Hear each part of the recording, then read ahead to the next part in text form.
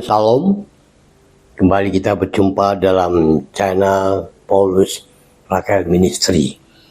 Dan hari ini kita berbicara tentang strategi doa dalam menghadapi masalah hidup.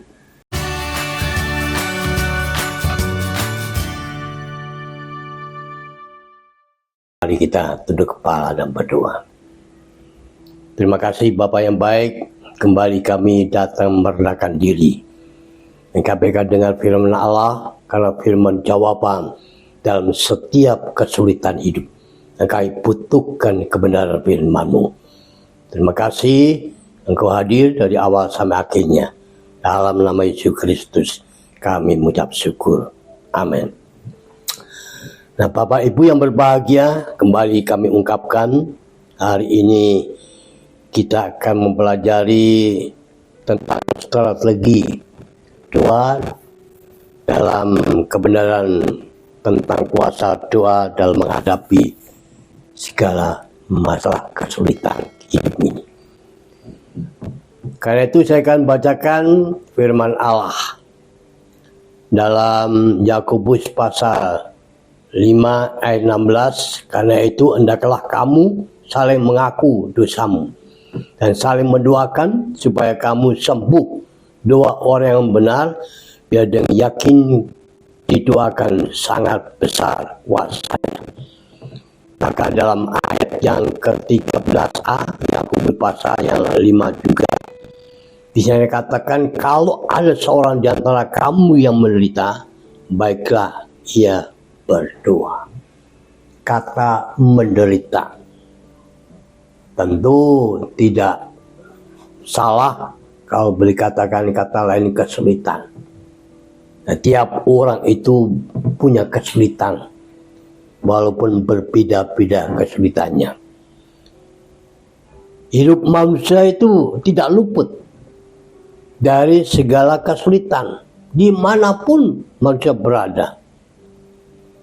Dampak dari kesulitan itu manusia harus berupaya semaksimal mungkin. Dalam Yakobus pasal 5 ayat 13 tadi jelas sekali dikatakan, kalau ada di antara kamu yang menderita, baiklah ia berdoa. Jadi pada saat kita, Bapak, Ibu, Saudara mengalami kesulitan hidup, Alkitab itu mengajar kepada kita untuk mencari kekuatan dari Allah. Melalui apa? Doa. Dan kalau kita punya strategi kuasa doa itu, waduh, luar biasa. Mujizat akan terjadi pasti. Yang tidak ada menjadi ada. Yang tak mungkin menjadi mungkin. Karena kuasa doa itu Alkitab menjabarkan bukti-bukti kebenarannya. Dalam 1 Petrus pasal 5 ayat 7 di sana katakan demikian Rasul Petrus. Serahkanlah segala khawatirmu kepadanya, sebab ia yang memelihara kamu. Dari ungkapan kalimat ini sepertinya mendorong kita, mengajak kita untuk kita jangan khawatir. Sepanjang kita berdoa dan punya kuasa doa dan yakin. Karena yang bikin khawatir itu adalah iblis.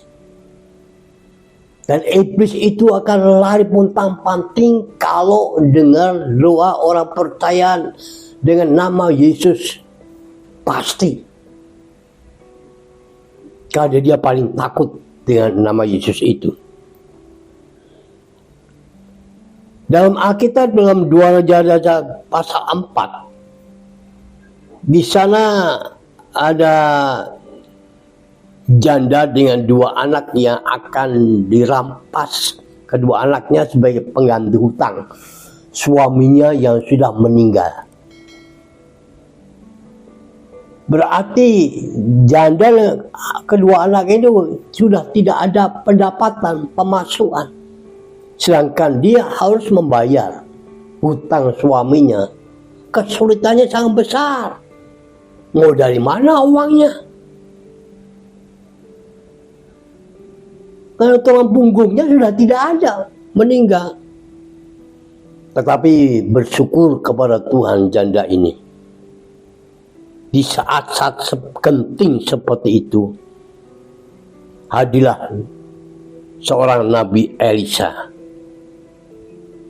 Dengan dorongan Nabi Elisa, apa yang ada padamu di rumah? Ini perempuan janda cuma mengatakan, hanya minyak di botol yang kecil aja. Lalu Elisa mengatakan,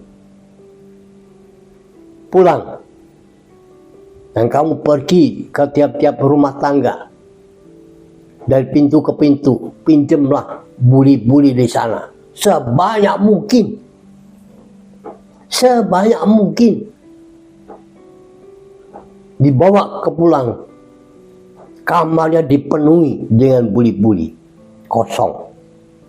Lalu Elisa mengatakan, kamu dan anakmu masuk kamar. Dengan doa.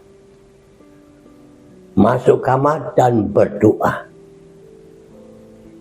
Nah, gambaran doa itu kita sudah bisa memahaminya. Karena sebagai orang beriman, percaya kepada Allah, doa itu sangat penting. Dan janda ini dengan kedua anaknya berdoa kepada Tuhan. Cuma tidak dijabarkan dalam Alkitab. Tapi mereka bertiga berdoa dengan sungguh-sungguh. Begitu amin. Seperti Elisa katakan, tuang itu minyak. Diisi buyung-buyung. Nah, bayangan. Berapa jumlah buyung. Bentuknya kayak apa. Besar kecilnya. Tapi dikatakan penuh semuanya. Sampai yang terakhir pun nggak ada tempat buyung lagi. Lalu Elisa mengatakan, jual, bayar utangmu. Dan untuk kebutuhan kehidupan rumah tanggamu. Luar biasa.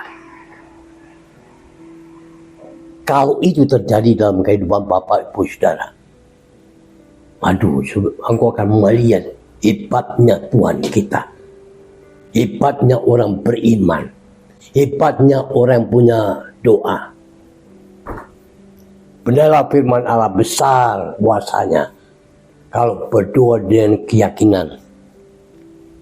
Jadi dalam kisah ini menyatakan bahwa Allah itu memedulikan umatnya, memedulikan Bapak Ibu yang setia. Walaupun dalam kesulitan. Tapi membuktikan bahwa kita ini perlu pertolongan. Dalam mujizat ini membuktikan iman sejati kepada Allah itu sangat penting. Bahkan dikatakan hidup saleh. Karena itu milikilah strategi kuasa doa dalam kehidupan Bapak Ibu Saudara dalam menghadapi segala kesulitan. Berdoa dengan keyakinan serta iman dan hidup dalam kesalehan, pasti kita akan menang.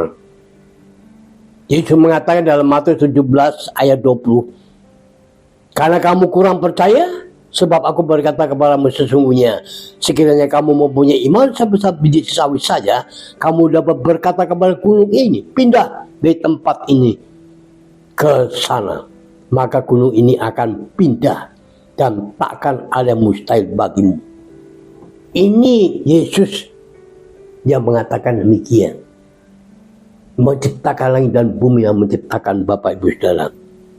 Dari di sini letaknya iman yang sejati adalah merupakan kehendak Allah.